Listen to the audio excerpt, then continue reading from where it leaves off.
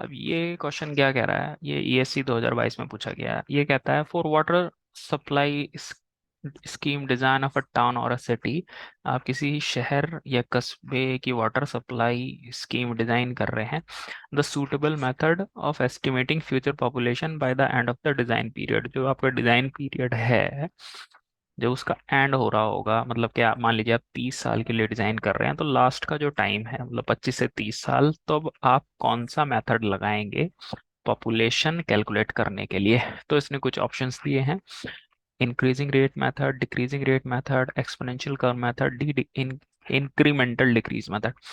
तो इसका क्या आंसर होगा, देखते हैं हम आगे। तो अब इसने क्या दिखा रखा है, ये किसी सिटी या टाउन की ग्रोथ है। पहले तो जो ग्रोथ है वो काफी तेजी से बढ़ती जा रही है, आप देख सकते हैं यहाँ पे जो स्लोप है इसका तेज है। ठीक है, लेकिन जैसे जैसे टाइम एंड की तरफ आ रहा है, मतलब हम एंड ऑफ डिजाइन पीरियड की तरफ बढ़ रहे हैं, तो इसका स्लोप कम होता जा रहा है।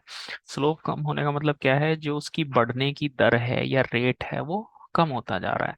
तो आप एक ऐसा मेथड लगाएंगे जिसमें डिक्रीजिंग रेट के साथ ग्रोथ हो।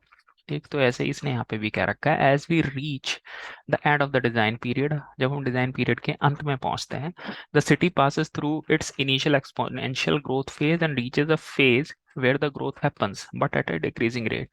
मतलब स्टार्टिंग में तो तेजी से उसकी पॉपुलेशन में वृद्धि हुई, लेकिन अंत के समय में जो वृद्धि है वो धीरे धीरे कम होती रही। तो आंसर क्या हो जाएगा आपका, बी। तो आपका आंसर हो गया है डिक्रीजिंग रेट मेथड। ये मेथड मैंने इसी सीरीज में मैंने डिस्कस किया भी हुआ है, आपको लिंक नीचे सब्सक्रिप्शन में मिल जाएगी।